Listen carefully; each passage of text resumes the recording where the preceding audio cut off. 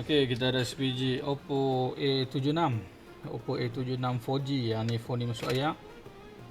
Phone ni masuk ayak, jadi kita punya technician dah siap servis dia punya board. Cuma dia masih tiada display. Jadi kita akan troubleshoot board ni. So kita mula dengan display connector dulu.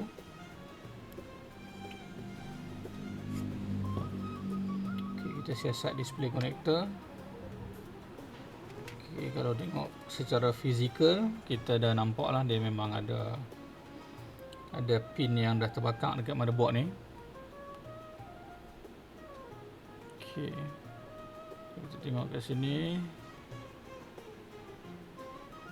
ada pin yang dah terbakar lah kat motherboard ni. Ni adalah suspek utama kita.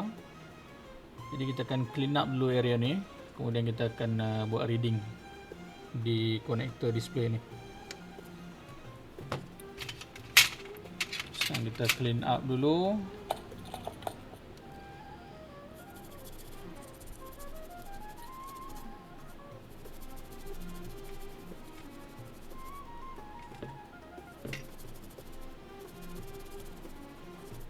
Okay, kita dah siap clean up. Dan kita tengok sekali lagi. Memang ada pin yang nampak burn lah kat motherboard ni. Ni satu pin nampak burn. Yang ni pin kedua yang nampak burn.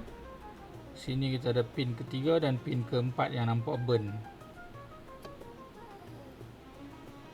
Dia terbakar lah. Biasanya kalau phone kena ayak ni, first dia akan kena area display ni lah. Jadi apa kita akan buat, kita macam ni kita tak perlu pengukuran lagi. Kita direct repair dulu tapak yang burn ni. Kemudian kita akan test display. Kalau lepas kita repair kaki yang burn ni, display menyala, maksudnya memang masalah di sini lah. Kalau kita dah repair 4 pin ni tapi masih tak menyala, jadi kita kena buat diagnostik yang lebih lanjut.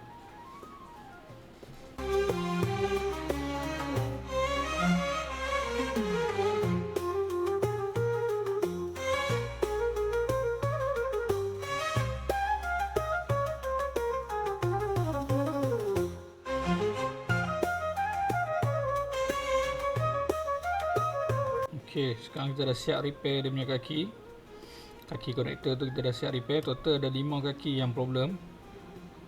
Jadi kita tengok kat sini 1, 2, 3, 4, 5 ni kita dah repair. So kita ukur ni memang kita dapat dia punya nilai lah.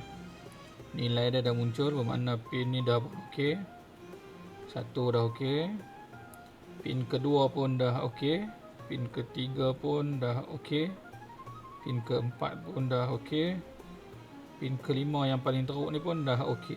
Untuk pin kelima ni dia teruk sikit lah sebab dia terbakar sampai ke bawah. Jadi kita masuk jumper wire tu ke bawah konektor ni untuk sambung dengan sisa kaki yang ada lah. Sekarang pin ni dah mengeluarkan nilai, dah ok lah pin ni.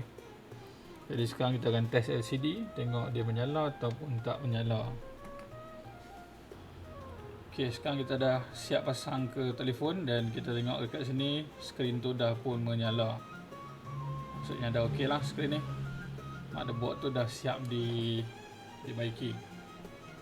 Ok, jadi dekat sini kita tengok skrin ni dah pun menyala dan phone telah berjaya diselamatkan.